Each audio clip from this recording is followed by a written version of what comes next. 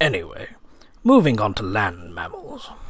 Chickens are the most slaughtered animals today as more people reduce their red meat intake and switch to white meat. Now, chickens typically have their beaks lasered off at 1 day old to avoid pecking at the other hens and chickens when they are stressed. A hen is, on average expected to lay 320 eggs, I believe it is, during its 72-week lifespan. The egg-laying hens are kept in cages the size of an A4 piece of paper by EU laws. Its cousins, the broiler chickens, have a different fate. Yes, the broiler chickens are kept in large indoor fields, crammed together, being forced steroid-inducing feed to make them bigger. I imagine a 12-year-old with a 5-year-old's legs, say. That's what happens to these chickens. Their bodies overgrow, and the rest of them underdevelop due to the drugs they are pumped with. So next time you go to a butcher's and see a whole chicken in the window, look at its legs. If they look unnaturally short or have black spots on them around the knees, this means they were kept in a litter-filled factory where it shared a room with up to 30,000 other chickens. Now, cows and their newborn calves also suffer a horrific, premature end. The cycle of the cow starts with a pregnant mother cow. When the mother gives birth, she will start producing milk, which is harvested for human consumption. The calf is taken straight away in most cases to be slaughtered for the veal. Well, it stresses the mother understandably, who wants to carry out her natural instincts. When the cow's been pregnant several times and becomes useless to a dairy farmer, they are then took out and used for cheap beef. As the demand for milk has increased, dairy cows are now spending practically all of their lives indoors. This can cause them to develop diseases in their legs from standing all day on hard surfaces, and diseases in the milk also. And then there are the intelligent and misunderstood creatures known as pigs. Yes, the pig cycle again starts with a pregnant sow. The sow is confined in a crate to prevent her from turning around and crushing one of her litter. The piglets are kept separate when not weaning, so they stay in one warm area. The piglets may have their teeth clipped to prevent biting when fighting to suckle from the mother pig. They are then fattened up on cereals and antibiotics, as again diseases is rife in tightly packed conditions. Regardless, most pigs are then able to be used as food from 5 months old due to all the growth hormones given once again. They are often gassed in groups to save on time and money when it comes to killing them. In other parts of the world, a sledgehammer may be used, or they'll simply have their throats cut open and left to linger. But prior to this, the majority of pigs suffer boils and blisters that are usually heavily infected, so this is probably a release for them in the end. Now, the last animal farming group may seem a little strange, but there is also the exploitation of bees. Oh, not the bees! Not the bees! Ah! Open my eyes! Eyes! Ah! Yes, bees. It takes a group of 12 worker male bees to visit over 1 million flowers to collect the pollen, eat it, and regurgitate it to make 1 teaspoon of honey. This is collected in a cell in the hive to use as a later food source. However, we humans take that honey from them, leaving them with sugar dissolved in water in its place. This is known not to be a good food source in a bee's diet and often leaves them malnourished. Also, some bees get stuck in the honey extraction and either get killed in transit from stress, or, is often the case, bees also get electrocuted when the honey is poured through the electric grid.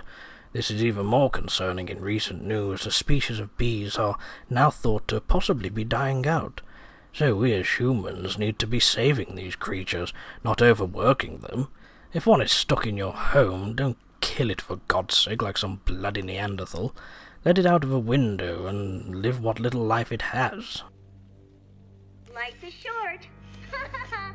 So yes, we should maybe look at making changes to our methods, as they are becoming outdated.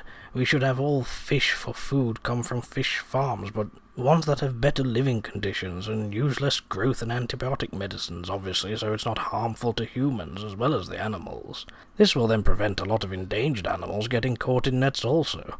We should improve the living conditions for all animals, so that they are allowed outside and given more space to roam around. A report in The Guardian in 2016 stated that 570 million fresh meat was wasted in the UK, amounting to 1.3 billion. This would estimate to 50 million chickens, 1.5 million pigs, or 100,000 beef cattle, and is further estimated that 12 billion animals are killed globally just for their produce, just to be wasted. On average, the top 5 supermarkets waste around 60,000 tons of fresh food. Shops need to spend more time on their purchase orders and less effort on marketing aesthetics. Shops over-ordering then forces the customers to buy more, especially when meat is reduced on its sell-by date. Ooh, bad meat. This then forces the customer to buy the food, but also waste it when it is not needed. The average UK household wastes £700 a year on spoilt food that could have been eaten. Yes, check out the Love Food Hate Waste website for more tips to change this, and to also save millions of animals' lives if indeed you want to. Not to mention, you could just be educating yourself. We also need to look at the environmental effects farming and hunting have on the planet. For starters, land space. Animals such as goats and sheep need grazing areas, whilst chickens are kept in storage containers miles long to accommodate the demand. There is also a pressure on greenhouse gases, thus enlarging our carbon footprints. Cows' stomachs are designed to really only digest grass. This builds up a huge amount of methane gas, which the cows, of course, have to expel via a naughty bottom burp.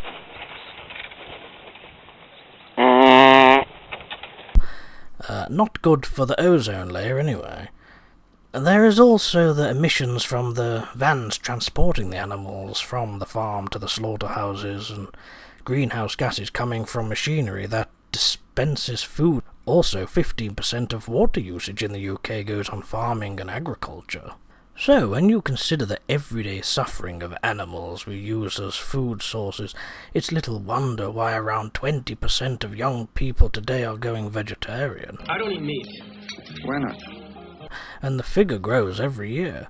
In 2017, the Government Department for Agriculture in the UK reported meat sales were 28% down on previous years. The top 2 reasons were health reasons around not eating red meat and animal welfare. So before you question a person on why they turned vegetarian or even vegan, maybe ask yourself, well, why do I eat meat? Now, I'm not getting preachy on the whole meat matter. Ultimately, it is of course up to each individual what they do with their lives.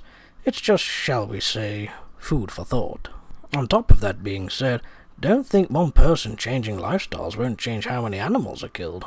Veggies and vegans on average save the lives of around 100 animals approximately a year.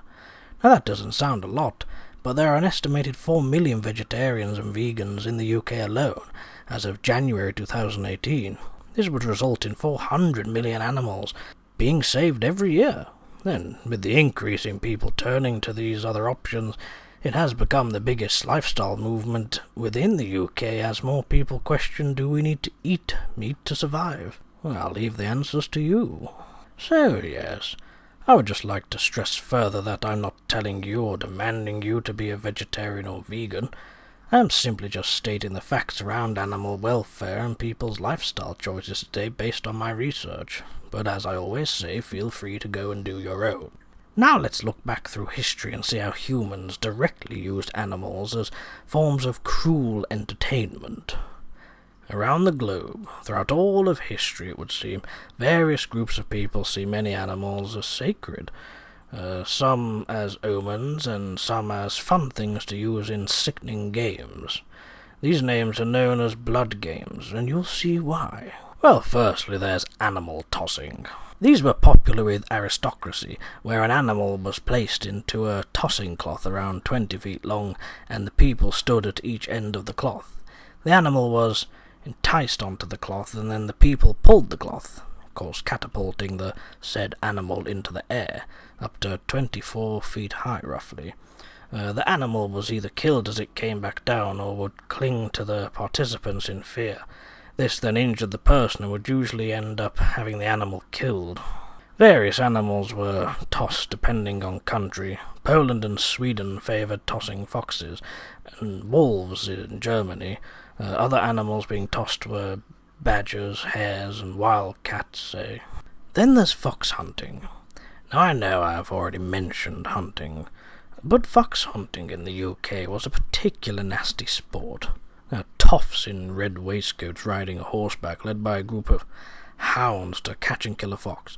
Yes, this tradition started in the 1500s, as foxes were considered pests eating livestock's food as well as livestock itself. However, it became just that, a tradition. In the UK it was outlawed to hunt foxes with 3 or more dogs, but the topic is to be rediscussed in Parliament before 2020 in an attempt to make it lawful again. In the meantime, watch the government website, as there's always a petition against bringing it back. Sign the petition and help protect foxes from being torn to bits by tormented bloodhounds, all for the entertainment of over-polished arse bandits. Anyway, next is the dubbed company of peasants, also known as goose pulling. Yes, a live goose was hung from its neck from some scaffolding, and riders went full gallop at it to grab the poor goose and attempt to pull its body from its head. This was popular in Spain, Netherlands, Belgium, and the north of America. Today it is still practiced in some parts of Europe, but with a dead goose instead, supposedly killed humanely. However that works. What the fuck is that supposed to mean? Another blood sport was animal baiting, still practiced today but unlawfully.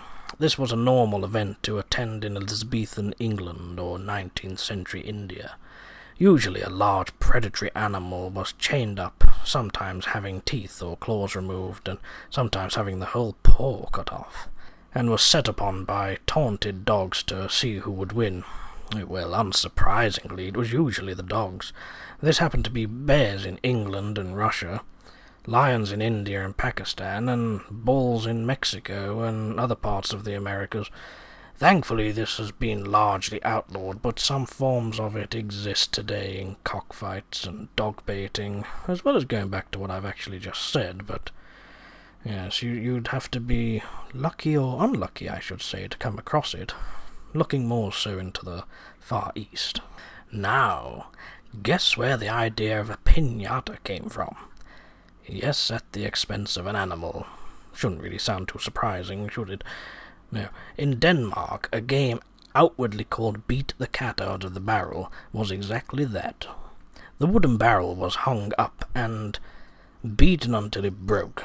Now the cat, plus other trinkets, fell out, and the cat was to be beaten to death before it could get away. Children today obviously use papier-mâché filled with sweets, a far cry to say the least. Now in Italy, a cat was nailed to a tree. Yes, nailed to a tree. Men with hands tied behind their backs would then headbutt the cat until it was dead. This was known to be a dangerous sport on both sides, as the cat, God forbid, would fight back and often hurt its attackers. Oh, that's a shame, isn't it? I want you to stay here. Why? Because I hate you. No! No! No! In Washington, USA, octopus hunting was a popular sport in the 1960s. Starting with an octopus hunter, this was turned into a sport where a man gets into the sea and allows an octopus to grab hold of him. He then has to bring it to shore. The man with the biggest octopus that lives wins. The octopus is then either thrown back half dead after being out of the water, kept out to die, or has its body given to a museum, or was given to an aquarium. Either one of 3 ways condemned the octopus to a shorter lifespan if it didn't die outright anyway. So think of the billions of animals killed throughout the whole of history at the merciless hands of human sick and twisted minds, and all in the name of supposed entertainment. Yes, the subject of how we treat animals is indeed a moral one. We lose our sense of morality when we harm and kill them.